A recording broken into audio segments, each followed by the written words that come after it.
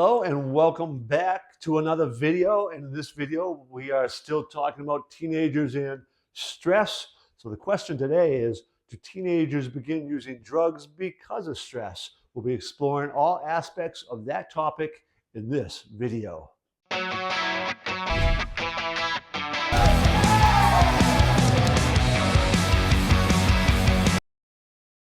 The first thing we want to talk about here is how. What's going on in the brain? How does stress influence the brain? And how might that influence the decision to lead to drug use?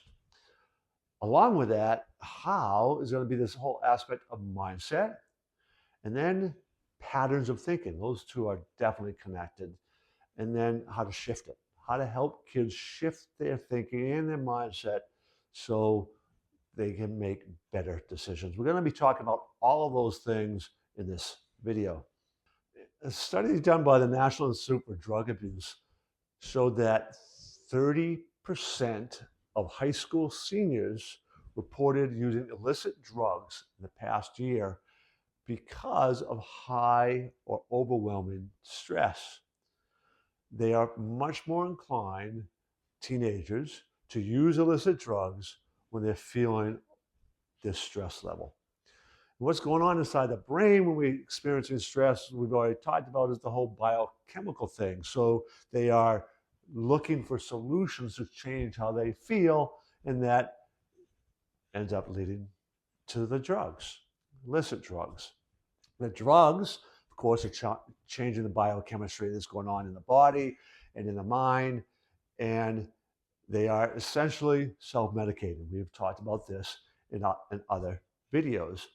We've got to understand that teenagers need to understand also that what stress is doing in the brain, and that there are other ways to counteract that that are far better than dealing or taking the easy way out.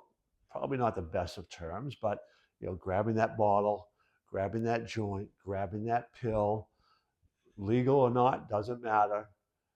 Reaching for those things, particularly how readily accessible they're becoming to make themselves feel better, has some serious consequences on many levels, from physical addiction to potential overdose, particularly with the increase of fentanyl in fake pills or pills that aren't what they claim to be. These are serious risks teenagers face, and by understanding what's going on inside the mind, that's the first solution to helping them make better decisions. To really kind of understand what's going on in all of us, our decisions that we make. There's so many layers there, but it's absolutely influenced by the beliefs we have about who we are and how to fit in, and all those things will influence our actual decision-making strategy and the choices that we decide to make.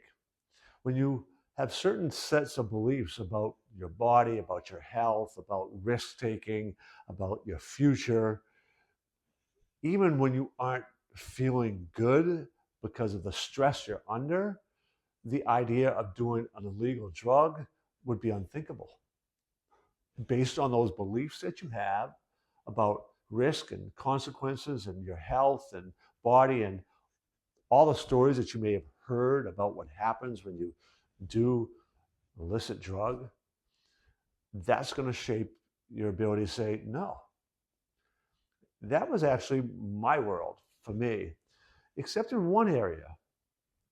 Alcohol was so generally socially acceptable that became an easy thing. And to fit in and to still be socially, part and popular and, all those things that you do as a high school student and athlete, alcohol became, that was just kind of almost, I don't want to say expected that you would do it, but all right, they only drank a little bit too much. Well, obviously there are many problems with that as well. And I can tell you the story of a classmate. And we went on a ski trip to Vermont senior year in high school. We went to Vermont skiing because the drinking age in Vermont was 18, and we were all 18. Well, this student was lovely young lady, just so sweet as could be, so innocent, never drank, never did anything like that. Well, this is her first time drinking, and it became a problem. By that spring, it became a serious problem. And she left the party one night, intoxicated, tried to drive home, ran over two kids who were playing at the end of their driveway, did not kill them, maimed them, changed her life tragically forever, changed those families' lives tragically forever.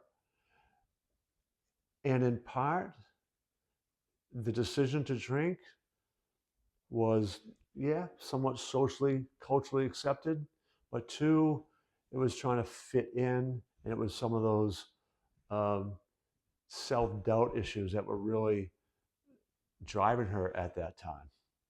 That story I just told you is tragic in many levels, but really at the core of this was she didn't feel good about herself. It wasn't something she projected, but her quietness, her head down, her not speaking up in classes oftentimes was kind of a reflection of her lack of self-worth that she was feeling on the inside. And you wouldn't have expected this because she was a good student, she was a good gymnast, she was liked. I mean, she was a really nice person. Nobody ever said an unkind word about her, but she wasn't feeling good on the inside. And when that happens with teenagers, they become much more likely to reach for those illicit drugs than when those who have a mindset that is much more positive and filled with self-worth and value and those beliefs that go into that, right? It's those beliefs and the emotions that interplay between them that you are feeling inside that are rooted in your mindset. And those are things that you can learn to take responsibility for as part of what we have to do in helping teenagers develop the right mindset is train those beliefs, build those beliefs, weed out the negative, get them out of there. And there's processes for doing that, but we've got to show them how. Stress is something that we all face. We can't take stress off the plate. In fact, it probably isn't good to.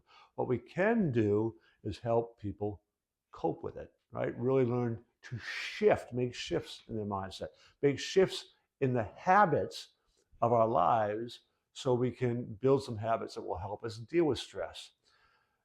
The greater the stress, the more consistent we are living in stress, the more important it becomes to be able to deal with that. Chronic stress is not good for the mind, soul, body.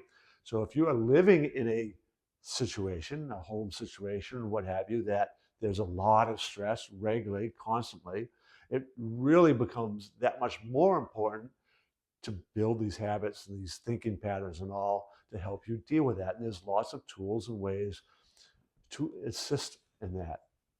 For a long time, I had something that was called neurodermatitis.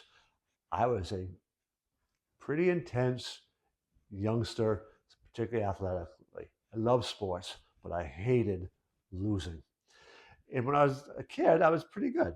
I mean, I was, the league all-star team and those sort of things. So I, I was able to fit in with a lot of peer groups, but my intensity caused me to start scratching my knee, right? And I got this rash and it would begin to itch. So if I'm waiting my turn to hit, right? I'm on a team, baseball team, games get intense, it's boom, I would start scratching. Now, when I'm out in the field or at the plate, fine. But while I'm waiting for my turn, start scratching, start scratching. As I got older, this began to manifest itself also academically, and I developed rashes in other areas. And it was self-imposed, my inability to deal with stress manifests itself that way. Some of the teenage drinking was probably also related to that, as well as, it was kind of a cultural thing that happened. But my mindset was such that there were limits that I would not cross, because there's certain beliefs that I was raised with, what have you, that I wouldn't cross that line, right? So it's really important to help teenagers develop that line, develop the skills to manage it, and maybe even move that line in a different direction, making that shift. We've come to the end of yet another video.